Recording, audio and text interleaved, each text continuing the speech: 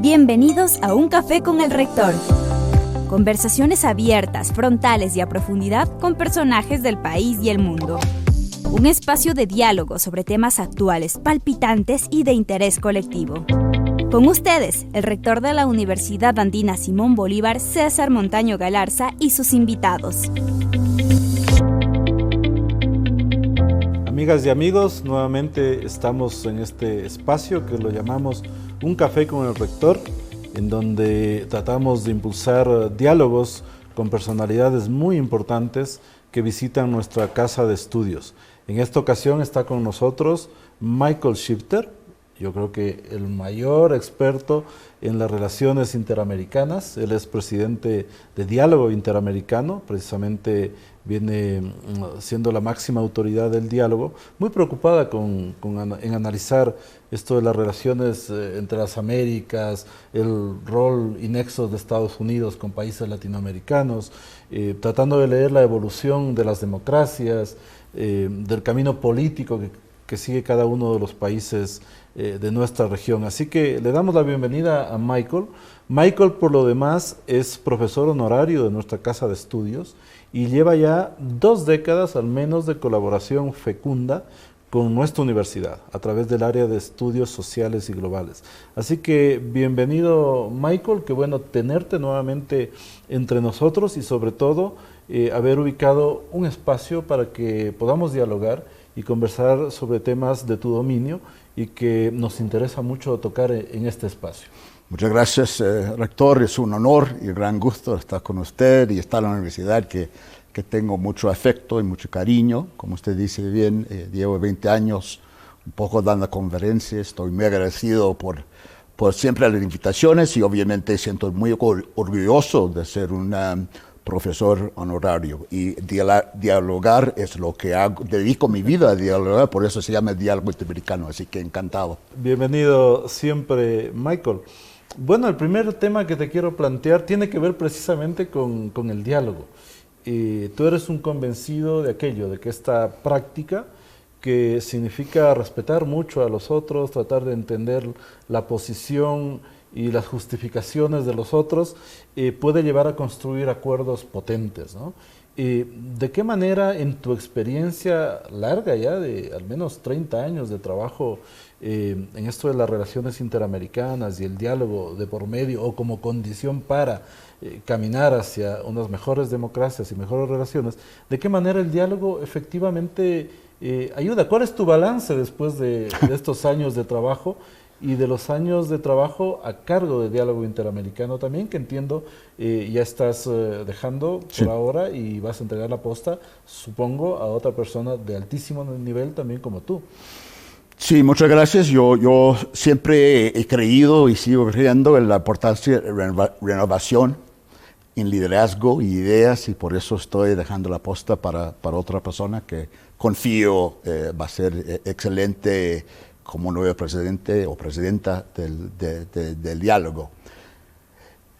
La tarea del diálogo yo diría que es más importante, pero más difícil que nunca.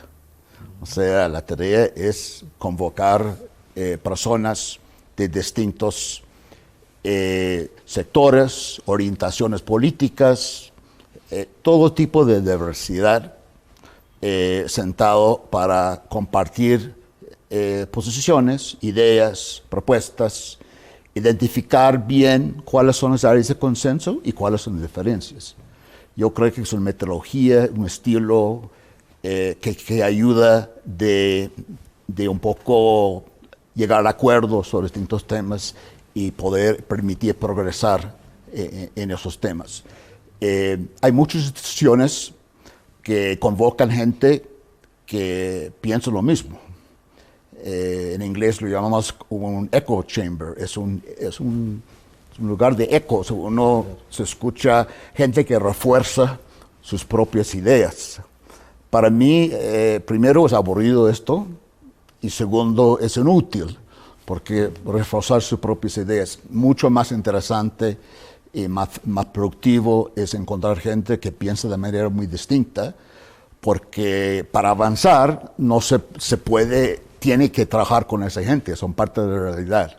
Entonces, me parece que el diálogo ha sido un espacio útil en ese aspecto, pero es más difícil porque hay mucho mayor polarización, hay más desconfianza. El diálogo pasó por, creo que, momentos difíciles con la administración Trump y con algunos gobiernos latinoamericanos que no estaban muy abiertos y dispuestos a esa idea, esa metodología de diálogo. Y según tu experiencia, Michael, ¿cuál es el caramelo que puede acercar a esas posiciones tan disímiles para dialogar? ¿Es la importancia de los temas? ¿Pesa mucho la metodología, la oportunidad, los actores, o es todo junto? Bueno, es un junto ¿Qué tan complicado es acercarlo? Todo esto, pero yo creo que más que nada es credibilidad, ¿okay? Que la gente no piensen que va a aparecer y sentar para dialogar y que es una emboscada, claro. Ignorado, es una emboscada que están ahí para, digamos, para criticar y no permitir. El diálogo tiene una característica muy particular. Tenemos 120 miembros por todas las Américas, de Ecuador, de Estados Unidos, de México, de Brasil, de todas partes, que representan un espectro político y también de sectores, algunos del sector privado, algunos académicos, otros periodistas, otra sociedad civil, de todo tipo. Entonces, esto nos da una credibilidad, que esos son miembros, ¿no? No trabajan para el diálogo, pero sí son parte de la institución y que refleja representatividad de las Américas. Y creo que la caramelo es eso. La caramelo es decir, bueno, estamos invitados y mire quiénes están en nuestros miembros, nuestro board, directorio muy amplio. Y van a encontrar gente, en Colombia, gente muy de izquierda, gente muy de derecha, también en otros países así, en México, en Brasil, alguna gente de derecha. O sea, y Chile, que ha tenido elecciones, también gente muy de derecha, también muy de izquierda, siempre dentro de un marco democrático, obviamente, gente que cree en democracia, pero hemos tenido muchos exguerrilleros de Venezuela, de El Salvador, de Colombia, no cuando fueron guerrilleros, pero cuando dejaron de ser guerrilleros y entraron en la vida, digamos, civil, democrática, y nosotros jalamos eso para mostrar gente de izquierda que tenemos esa gente, pero también gente también de tendencia de derecha. Y yo creo que eso para mí ha sido muy útil demostrar y señalar a personas, dicen, mire estos nombres, porque la gente es inteligente, puede consultar y puede revisar las listas y decir, ok, yo estoy dispuesto a sentar con gente que discrepen conmigo porque entiendo que ustedes tienen ese espectro muy amplio. Y para no alejarme del mundo de los dulces, Michael, ya que hablamos de decir, ¿cuál es el caramelo para acercar? Credibilidad, de quién convoca, sobre todo de quién organiza, de quién llama, de quién invita, ¿no? Pero ¿es un mito o no? Y voy a banalizar 2 minutos este diálogo con lo siguiente. ¿Es un mito o no esto de que es bueno repartir chocolates para que no se exacerben los ánimos y para que fluya el diálogo? Bueno, yo creo que es un trabajo, mira, yo creo que en el fondo es un trabajo político. Más político. Es más político. ¿Y quiénes son más proclives a dialogar? ¿Sector privado, las autoridades de turno, políticos, los académicos? Todos, los sector privado puede ser un poco más, ¿no? Hay cautela, obviamente, cada uno guarda su posición y hay cautela, pero la reacción, el comentario que escucho que me da mucho gusto siempre, una de las cosas que la gente comenta sobre el diálogo después de una reunión es que, bueno, hay mucha franqueza aquí. Entonces, no sé, tratamos de plantear todo y crear un ánimo, un humor que permite que la gente se sienta cómodo para compartir. Obviamente guardan y no, porque la gente está muy consciente, pero en mi experiencia me llama la atención la disposición de mucha gente, si sientan cómodos de hablar con franqueza, y después comentan, dice que en otras reuniones con otros grupos no son tan francos, son mucho más cautos. Y esto exactamente el propósito, lo que buscamos en el diálogo. Y después del diálogo, ¿qué es lo que llega, Michael? Porque sería también inoficioso, improductivo, tener un gran diálogo muy frontal, muy con las cartas sobre la mesa, como se puede decir, aunque siempre guardarán, supongo, algunas cartas todos los que dialogan, pero el siguiente paso ideal para que realmente se constate que es positivo, que es productivo, que lleva a objetivos muy importantes, sí. ¿Cuál es el siguiente paso después del diálogo? Bueno, después del diálogo es la elaboración de propuestas sobre un tema específico, no hablamos en generalidades, el tema de cambio climático, el tema de energía, ¿no? Se convoca con el sector privado, se convoca con ONGs de medio ambiente. O sea, hay conflictos y hay tensiones ahí, pero decimos, bueno, tenemos que, cada uno tiene que ceder un poquito y elaboran propuestas que pueden, tal vez uno no 100% contento, ninguno de los dos, pero no hay manera de evitar trabajar con uno de los dos. O sea, el sector privado es importante, los sociedades civiles es importante y tienen que buscar una... Entonces, el siguiente paso es elaborar propuestas realistas, constructivas, que podrían aceptar ambas partes y de adelante tratar de implementar esas propuestas. Pero no hacerlo de un solo sector que está destinado a fracaso, porque es un solo sector y va a haber genera una reacción negativa y eso no permite una propuesta exitosa. Entonces, eso es un poco el concepto. Y en esta práctica del diálogo interamericano, supongo que se lo concibe también como un proceso y a veces podría tropezar, podría tardar mucho, en otras ocasiones fluirá, supongo. ¿Cuál es una experiencia que podrías compartir acá con nosotros de un diálogo que tú digas ha sido tan efectivo entre estos actores relevantes de los países latinoamericanos a tal punto que quisiera que siempre funcione así?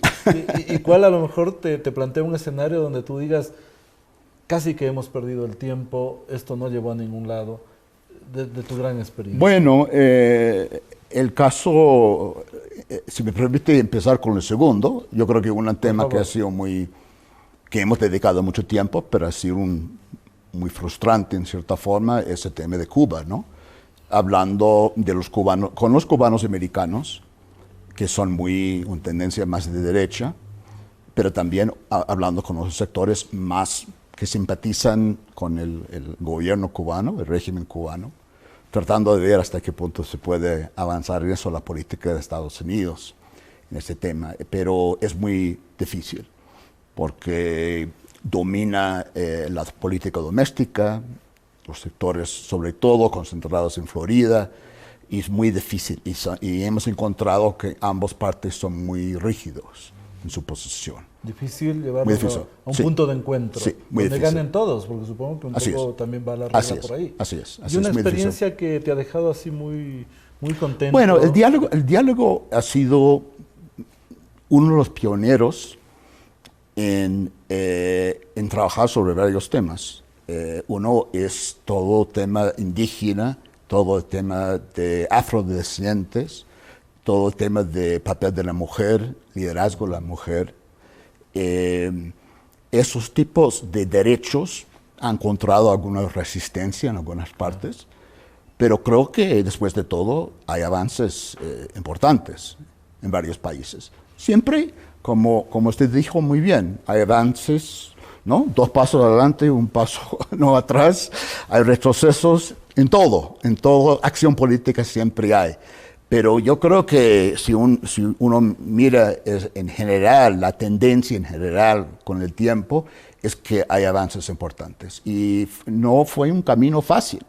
Y creo que el diálogo desde el principio ha dedicado a inclusión de las voces y perspectivas de mujeres, de afrodescendientes, de grupos indígenas, que obviamente son fundamentales de la sociedad en todos los países. Y yo creo que eso es, ahora, el diálogo no es responsable por eso, no estoy diciendo que sin el diálogo esto no hubiera pasado, pero yo siento que es algo que hemos impulsado. Es una contribución. Sí, una contribución, es parte de un proceso, ¿no?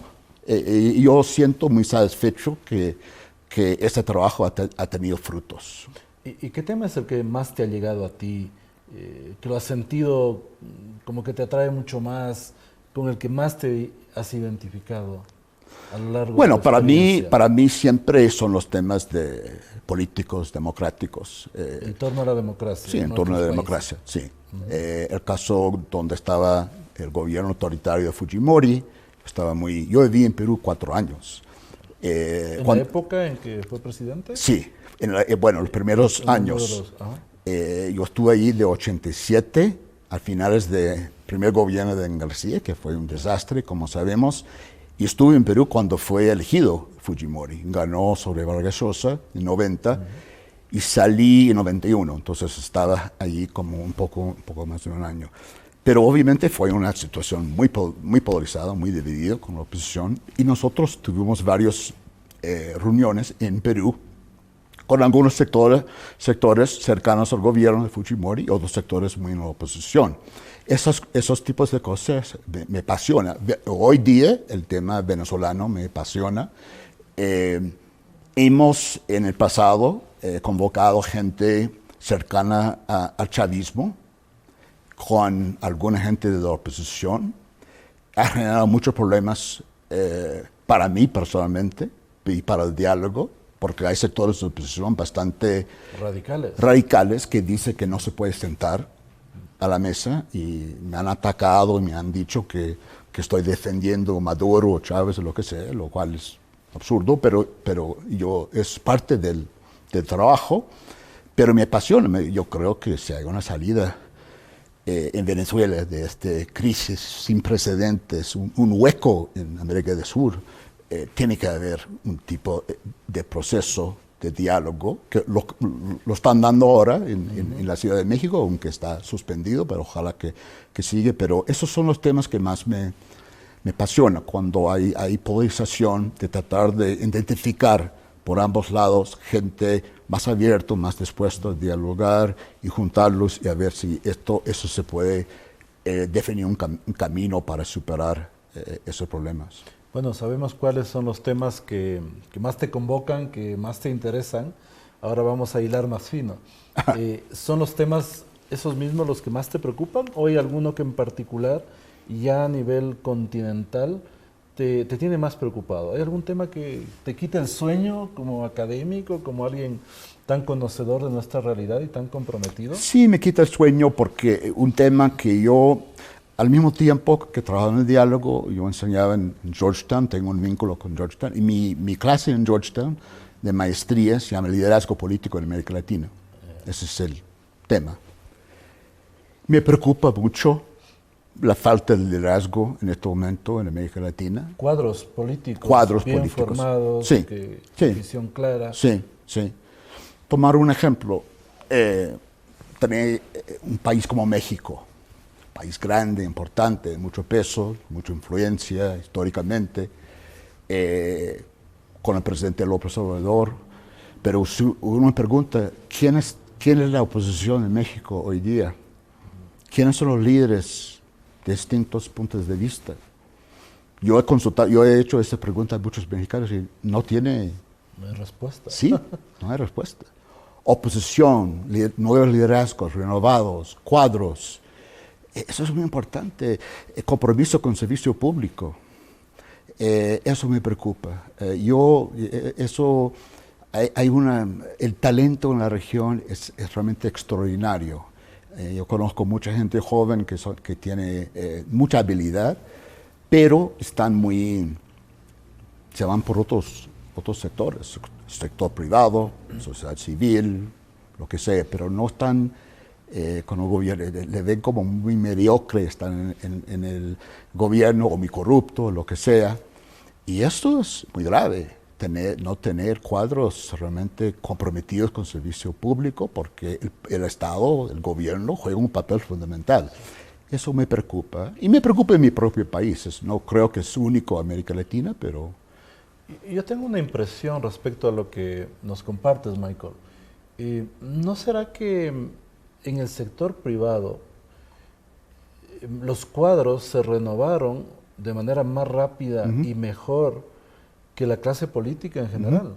Yo siento eso y he ido percibiendo a nivel comparado en algunos países y me da esa impresión, como que la empresa formó nuevos cuadros, sí, el sector privado, y en la política es más complejo, claro. ¿o no? No, yo creo que yo estoy de acuerdo, y francamente, no voy sin mencionar, pero yo conozco y respeto muchos líderes de partidos políticos muy importantes en varios países, pero los critico porque no han preocupado, no han dedicado nada de formar cuadros para el futuro. Ni auspician la renovación de alguna manera. Nada.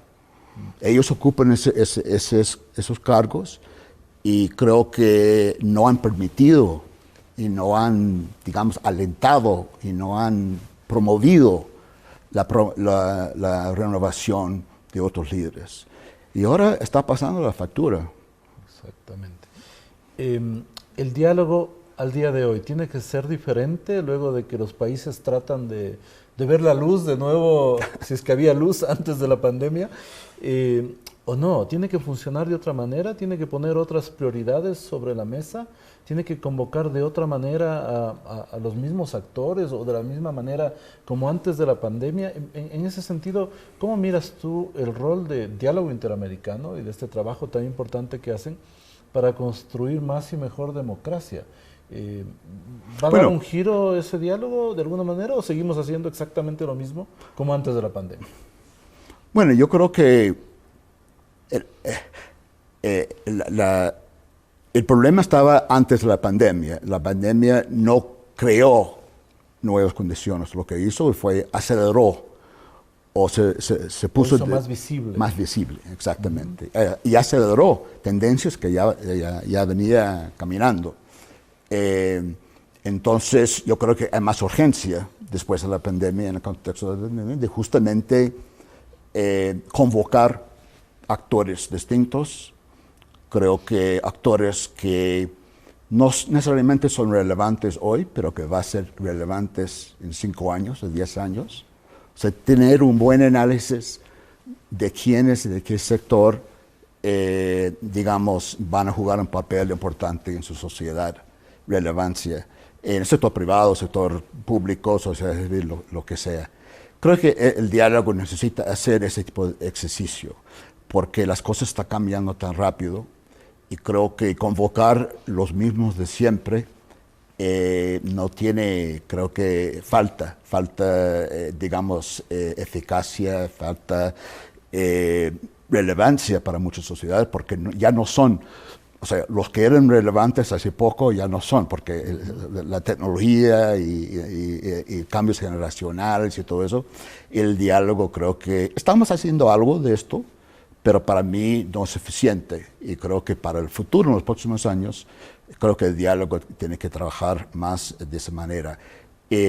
Yo creo que las nuevas generaciones exigen resultados, quieren ver resultados.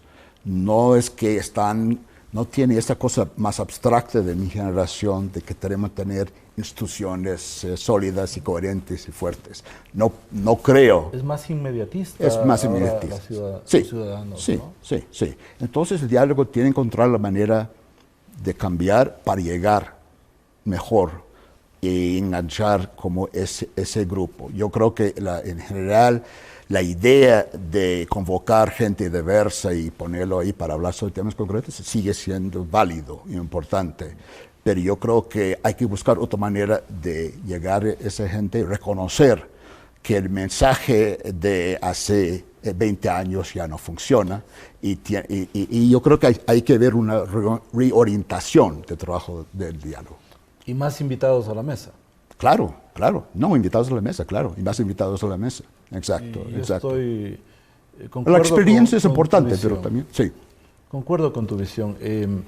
ahora los jóvenes a lo largo y ancho del mundo, y en general los ciudadanos creo que son más conscientes y tienen más expectativas al menos respecto a libertades, derechos, a lo que podrían o no esperar de un gobierno o de su propio país. Hace poco me enteraba de un estudio realizado en Argentina donde decía que un altísimo porcentaje, me parece que era más del 70% de los jóvenes, no miran la hora de dejar su país, porque el país no les ofrece mayor cosa. Yo decía, si ese estudio se lo hacen en los países andinos o en otros, a lo mejor los resultados son un poco similares o tal vez más preocupantes. Y creo que tenemos una responsabilidad con los jóvenes, que son los que ven el mundo de una manera diferente ahora, Así es. Paso a otro tema. Estamos dialogando con Michael Shifter en este espacio de un café con el rector. Así que estamos muy complacidos de poder conversar con uno de los más grandes especialistas en las relaciones interamericanas, con una preocupación muy enfocada en la democracia. Y a la final, cuando hablamos de democracia, ¿de qué hablamos? ¿De mejoras para quién? ¿Qué podemos esperar si la democracia se fortalece, Michael? Y que valga la pena todo este esfuerzo, en tu caso, por más de 30 años trabajando en ello. Bueno, yo creo que hay que reconocer, en primer lugar, uno puede hacer un diagnóstico que todas las encuestas indican que la gente no está contento para nada con el funcionamiento del sistema democrático, porque no está produciendo resultados y no está generando, digamos, para satisfacer necesidades de la gente. Eso está bien. Pero al mismo tiempo hay que reconocer y también celebrar que en América Latina, a diferencia de otras regiones del mundo, la democracia como sistema funciona en el sentido que la gente puede votar y tener otro gobierno en la mayoría de los casos. Hay algunas excepciones, tal vez 3, 4 excepciones. Pero así esos gobiernos se concentran en poder, se vuelvan intolerantes. Pero vamos a elecciones. Sí, hay elecciones. Y eso ya es importante. Es muy importante. Y no perdemos el valor de esto. Hay que apreciarlo y celebrarlo y reconocerlo. Eso solamente es posible en un sistema democrático. O sea, si a uno no le gusta, voy a votar para sacarlo, para tener otro. El problema es que estamos viendo en este ciclo electoral es que lo están votando contra todos los que están en el poder, ¿no? O sea, hay un descontento. Lo bueno es que lo pueden votar para reemplazarlo, para otra opción. Lo malo es que esos sistemas no están produciendo los resultados que la gente están buscando. Entonces, ese es el problema. Y otra cosa que es importante para un sistema de democracia es lo que mencioné anteriormente, que es protección de derechos. Yo creo que es algo que lo vemos en el mundo, en muchas otras partes del mundo, cosas terribles que está pasando. Y creo que con un sistema democrático, con todos sus defectos y todos los problemas, poder judicial y todos conocemos, hay mayor protección en general de derechos y creo que hay que celebrarlo. Pero los sistemas como tal no están funcionando bien y hay corrupción, hay malos servicios públicos, sistemas de educación y salud muy malas que han sido revelados por la pandemia.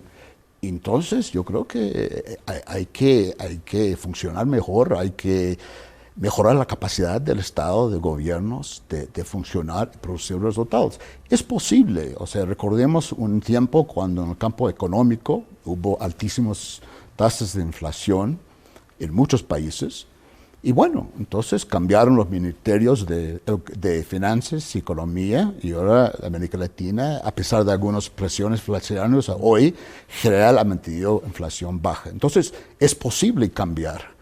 Pero tiene que haber un compromiso, tiene que haber buen liderazgo para solucionar esos problemas. Y todo esto se cuece lentamente porque hay un proceso previo de diálogo, de acuerdos, y luego para intervenir, para llevar a la práctica, también tienen que pasar muchos años, ¿no? Para esto de seguir construyendo democracia. Voy a tocar otro tema que tú dominas, Michael, ya en el último tercio de esta edición de Un Café con el Rector. Y se trata de lo siguiente. En una conferencia tú describías de manera tan clara por tu gran recorrido lo que está pasando ahora, esa disputa de poder a nivel mundial, Estados Unidos, China, y sobre todo el rol de los Estados Unidos y el papel de los Estados Unidos frente al resto del globo y frente a los países latinoamericanos. ¿Qué es lo que puedes avisorar, dándote cuenta, como tú conoces tan a fondo, de las líneas de acción y la manera de ver la política y la gestión del actual gobierno en los Estados Unidos? Por ejemplo, ¿qué podríamos esperar? Además tienes muchos elementos para comparar de manera muy rica con respecto al gobierno de Obama, al gobierno de Trump y ahora de Biden. Entonces, ¿cuál es tu lectura? O sea, ¿qué viene para América Latina respecto a Estados Unidos y en medio de esa disputa de poder mundial? Bueno, en primer lugar, yo creo que es un punto que siempre he enfatizado en mis conferencias, inclusive aquí en la universidad, anteriores, y en otros países latinoamericanos. Hay que reconocer los límites de Estados Unidos, ¿no? Y hay que entender que América Latina no es y no ha sido prioritario para Estados Unidos. Es un hecho. Esto no quiere decir que no puede hacer cosas útiles y importantes, que ayuda y apoya la región, y debería hacerlo, y creo que en algunas áreas lo están haciendo. Pero hay que partir con ese, digamos, premisa que no va a ser prioritario. Y creo que me gusta la retórica de la administración, porque son temas que yo creo, ¿no? Hablar de importancia de democracia, derechos humanos, anticorrupción, son cosas que yo creo que son de justicia, Estado de Derecho, claro, todos esos temas me parecen fundamentales. Entonces me gusta. El problema es que la administración todavía no ha encontrado la manera de conciliar la retórica con la acción o estrategia. O sea, pueden hablar de democracia, y la gente dice, bueno, Estados Unidos está hablando de democracia. Entonces dice, bueno, ¿pero qué vamos a hacer? Y yo creo que esa es la parte que falta todavía. Y tiene que pensar mejor. Va a haber un cumbre de las Américas este año. Y creo que es una oportunidad que hay que aprovechar la administración porque ha faltado esa visión. Y a estar muy claro, mire, en ciertos temas Estados Unidos puede ser muy poco. O sea, reforma política en Ecuador o cualquier otro tema, o sea, puede haber intercambios de expertos y todo eso, pero en general eso es una tarea nacional. Pero otras tareas, en comercio, en salud y en otros temas, hay posibilidades de cooperación, no de grandes esquemas, porque las condiciones no están ahí, pero sí con algunos pasos importantes que puede ayudar. Y yo creo que falta todavía que la administración de Biden define esas áreas de donde cooperación realmente puede ser una diferencia no dramática, pero importante y hay que aprovecharlo. Me preocupa las tensiones geopolíticas entre Estados Unidos y China. Y creo que China se ha convertido en no solamente la prioridad de la política exterior de Estados Unidos, pero casi el único tema en la política exterior de Estados Unidos. Y el problema es que América Latina necesita tener ambos, China y Estados Unidos, como socios. Y yo creo que América Latina es muy capaz de decidir, ¿no?, hasta qué punto colaborar con China, hasta qué punto colaborar con Estados Unidos, cuáles son los beneficios y cuáles son los costos. Y Estados Unidos no debería dar cátedra de los peligros o riesgos de trabajar con China. Creo que los latinoamericanos ya tienen muchos años con China. En algunos países es el socio comercial más importante, Sudamérica, lejos. Entonces yo quisiera que la administración Biden tener una política más comprometida, más activa en inversión y en otras áreas para competir con China, pero no tener esa cosa desde arriba y decir, bueno, está con ellos, si no está con nosotros. Invisibiliza al resto de temas y el resto del mundo también. Sí, porque ese crea mayor discernimiento a los Estados Unidos, porque lo que yo percibo es que no hay ningún gobierno latinoamericano, ningún líder latinoamericano en este momento que quiere entrar en esa dinámica, que quiere tomar partida. Y decir, mire, yo estoy con Estados Unidos pro democracia y anti China autoritarismo. Yo no conozco a nadie, pero Estados Unidos a veces en la manera que plantear y tratar esos temas creo que no es lo más productivo para avanzar. Cuando varias políticas, sobre todo política exterior de muchos países latinoamericanos, se decanta mucho hacia lo pragmático, ¿no? Sí, No me puedo casar con uno, son las relaciones internacionales, totalmente, son multilaterales, totalmente, etcétera. ¿Qué crees tú que en los temas que trabajas, Michael, democracia, diálogo, etcétera, lo que está adherido a ello, qué crees que América Latina puede aprender de Estados Unidos? Bueno, ahora... ¿Qué Estados Unidos a lo mejor puede aprender de los pueblos latinoamericanos? Bueno, el gran cambio en los últimos años, obviamente que Estados Unidos es mucho más latinoamericanizado, en el sentido que los problemas de alta polarización, de riesgos y amenazas, Estado de Derecho. ¿La migración? ¿Ah? Migración también. O sea, tenemos más en común. No es que estamos muy bien, pero hay una solidaridad. Estamos mal todos. Sí, estamos mal todos. Estamos más iguales. Y tenemos que compartir lecciones y cosas de este tipo. Y creo que hay cosas que se puede aprender. La broma es que en algunas elecciones recientes en América Latina, en Honduras y otros países, quien perdió reconoció el triunfo del otro. Entonces, el broma es, bueno, por lo menos en Honduras está mucho mejor que nosotros, porque nuestro país perdió un partido, pero no ha reconocido su derrota. Entonces, podemos aprender de Honduras. Han dado una lección en democracia, ¿no? Entonces, yo creo que esa parte. Yo creo que los Estados Unidos, obviamente, tiene muchas fortalezas. También el Poder Judicial es independiente. Creo que fue un contrapeso importante en los últimos años del Poder Ejecutivo con la administración anterior. Entonces yo creo que el tener una Poder Judicial independiente, profesional, es algo que Estados Unidos todavía puede, digamos, compartir con la región. Sí, me parece un gran punto, porque por lo demás, un Poder Judicial fuerte, independiente, trata de hacer valer la justicia, y al mismo tiempo te permite luchar contra la impunidad. Así es. Ergo contra la corrupción también. Así es. Y Así ese punto me parece muy importante. Así es. Sí. Y en este contexto, aquí una pregunta mucho más al académico, Michael Shifter, al universitario, destacando que es nuestro docente ya por 20 años más o menos, eres de la casa. Pero bueno, ¿y el rol de la universidad en materia de esto del diálogo, la lucha por la democracia? ¿Cómo la miras tú? ¿Es el mismo rol de la Universidad Georgetown donde tú enseñas o el rol de la Andina a nivel de la subregión?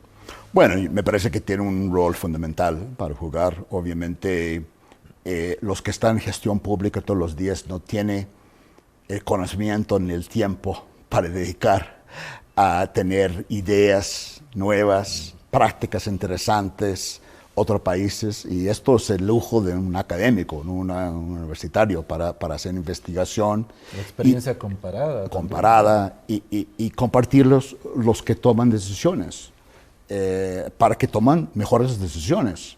Uno puede tomar mejores decisiones si tiene acceso a otras experiencias, otras prácticas, exitosos y fracasos, ambos, ¿no? Es lo bueno y lo malo, pero por lo menos esto da una mucho mejor base para poder tomar decisiones más inteligentes. Entonces, la universidad en ese contexto juega un papel fundamental. Una cosa que, a pesar de todos los problemas con Estados Unidos, las universidades todavía son de muy alta calidad, tienen mucha capacidad de investigación en todos los campos, políticos, pero también científicos y tecnológicos y todo eso, todos los nuevos campos. Y yo creo que es una fortaleza de los Estados Unidos todavía, y por la razón que mucha gente todavía va a Estados Unidos para estudiar y para sacar cosas. Yo creo que aquí la Universidad Andina juega un papel muy importante en el contexto de la región andina y sobre todo aquí en Ecuador, con un gobierno que no tiene... puede tener muchas cosas buenas, pero no tiene muchos cuadros. Tiene gente que falta conocimiento, que pueden hacer su trabajo mucho mejor en la medida que conoce más mundo, conoce la experiencia que ha tomado nosotros en campos de seguridad pública, por ejemplo, que es un tema importante en Ecuador, es un tema relativamente nuevo, que las circunstancias han obligado al Estado para diseñar políticas públicas, pero hay otros países como México, Colombia, otros países que llevan muchos años en eso y pueden compartir, y los académicos pueden decir, mire, esto es lo que he hecho en México, eso he hecho en Colombia, esto ha funcionado, esto no ha funcionado, entonces, ¿por qué no tomamos eso en cuenta cuando vamos a diseñar las políticas públicas? Yo creo que los funcionarios no tienen tiempo para hacer eso, eso es el papel que ocupa las universidades, creo. El día a día del servicio público pues es muy demandante. Y la universidad autónomamente puede pensar, crear conocimiento, compartirlo, impulsar una mirada crítica y una de propuesta. Así es. Que a veces por los tiempos también, o la falta de experiencia y de conocimiento, las autoridades o los técnicos, los expertos en el gobierno, no logran asumirlo, ¿no? Es la universidad que les puede dar todos esos contenidos y motivaciones. Yo creo. Quiero ir concluyendo, Michael, con un tema. Tú hablaste de las tecnologías ahora. En el marco del debate sobre democracia en nuestros países, hay mucha gente que le tiene temor y critica descarnadamente, por ejemplo, el uso de inteligencia artificial, algoritmos, etcétera, para desorientar a la ciudadanía, a los ciudadanos. ¿Tú cómo ves estos adelantos tecnológicos en el trabajo que tú tienes, en la lucha que tú haces por la democracia? ¿Entra como otro tema para el diálogo interamericano también? Porque puedes desorientar, pero también orientar. O sea, yo creo que es la herramienta y hay que ver cómo se la utiliza para fines políticos.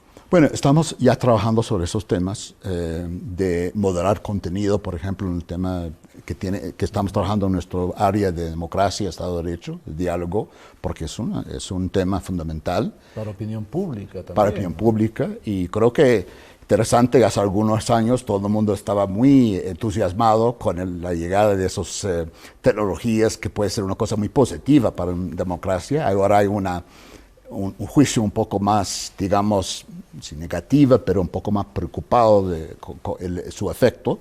Y creo que vemos en los países ambos, ¿no? En Cuba, por ejemplo, las protestas de julio del 2021 ha sido muy importante, pero no hubiera pasado sin los medios sociales. La irrupción de la Internet totalmente, es más evidente, ¿no? Totalmente, y eso cambia la dinámica, eso ha sido, a mí parece, positivo también en otras partes del mundo, pero usted ve muchas campañas políticas, sobre todo, desinformación, mucha desinformación difundida que desorienta a los votantes, y también gente como en Estados Unidos que van por un lado, o sea, acentúa la polarización, alimenta la polarización, los medios sociales. Entonces hay que ver cuáles son las políticas públicas adecuadas. No es fácil porque algunos controles pueden ser necesarios, pero tampoco no quiere restringir libertad de expresión y todo esto. Esas tecnologías y esas áreas nuevas que usted mencionó, yo creo que no hay manera de frenarlo. Las tecnologías, los adelantos tecnológicos son inevitables. Es decir, de cómo manejarlos es la para pregunta. El diálogo productivo, más interlocutores, a lo mejor los jóvenes que decíamos, y también nuevos temas como este, ¿no? Así es, no, eso es fundamental. Eso y va a querer más importancia y más relevancia en los años que vienen, estoy seguro. El diálogo interamericano ya hemos empezado a trabajar con esto, hemos tenido varios eventos con expertos de lujo, pero mi conclusión después de estos es que es sumamente complejo y falta mucho más trabajo para tenerlo bien. Muy bien. Finalmente, Michael, yo te pido un mensaje a nuestra comunidad universitaria. Te recuerdo que estamos justamente ahora en las celebraciones del año jubilar por los 30 años de funcionamiento de nuestra universidad en el Ecuador. Tú que conoces a esta universidad cuando era más pequeñita, ¿sí? Éramos menos en la comunidad universitaria, y ahora vuelves luego de algún tiempo. ¿Cómo miras también la universidad? Y bueno, tu mensaje en este momento que es muy importante para nosotros. Bueno, rector, yo quiero felicitarlo porque me impresiona el crecimiento y la expansión de la universidad. Curiosamente, con la pandemia me parece que el mismo con el diálogo interamericano ha permitido a muchas instituciones para llegar a más gente, porque la gente puede acceder a los cursos virtualmente. Eso es muy importante. El diálogo ha sido así y creo que la universidad también ha sido así. Y creo que en el futuro el reto para todos, incluyendo la universidad, es cómo combinar la docencia presencial, que también es muy importante y no se puede perder, con la capacidad de involucrar, de llegar a gente de distintos sectores de manera más amplia. Entonces, yo realmente, esta universidad es muy especial para mí, está en mi corazón. Yo he venido varias veces, siempre con el mejor trato, y me ha impresionado la calidad de los docentes, el calidad de los alumnos, el entusiasmo de los alumnos, y realmente estoy muy orgulloso de ser parte, y mi mensaje principal sigue en el camino que ya está, porque ha sido un gran éxito y está haciendo un aporte muy valioso. Además, la cultura que simboliza esta universidad también es algo que hace falta en otras universidades, tanto en América Latina, Ecuador, como en Estados Unidos, y eso refleja la importancia y el valor que la universidad da a la cultura, que en estos tiempos inciertos, en esos tiempos, digamos, de ansiedad para mucha gente, la cultura es cada vez más importante, y es algo que esta universidad debería dando énfasis. Así que esto es mi mensaje, rector. Muchísimas gracias, Michael. Ha sido un espacio muy enriquecedor del diálogo precisamente contigo, con nuestro profesor honorario. Te agradezco mucho a nombre de nuestra casa de estudios y espero pues que tengamos muchas otras oportunidades en las que podamos seguir conversando contigo sobre estos temas tan importantes para el mundo actual y en general para los ciudadanos. Así que siempre bienvenido, esta es tu casa. Gracias, amigas y amigos. Les agradecemos su asistencia a Un Café con el Rector, espacio bajo la dirección del rector de la Universidad Andina Simón Bolívar, César Montaño Galarza. El reprise de este espacio será dentro de 15 días y un nuevo episodio en un mes. Voz Andina Internacional, la emisora de los contenidos. Este programa forma parte de las actividades por el año jubilar de la Universidad Andina Simón Bolívar. 30 años de excelencia académica.